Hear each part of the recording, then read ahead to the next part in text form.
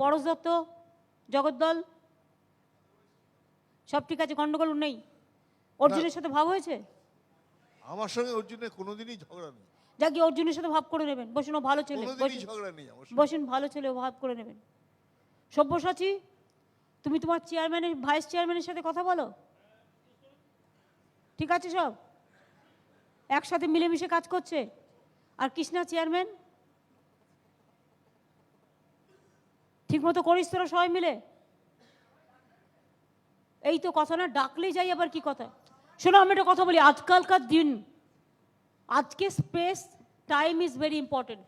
ডাকলে বাড়ি থেকে ডেকে নিয়ে যাওয়ার টাইম আজকাল নেই, নিজেকে গিয়ে পড়তে হবে। দিদি, আমি একটু বলতে চাই যে চেয়ারম্যানের যে পোস্ট, তাতে ওরা আমাকে ডাকতে পারে না, সেই কারণে আমাকে ডাকে না।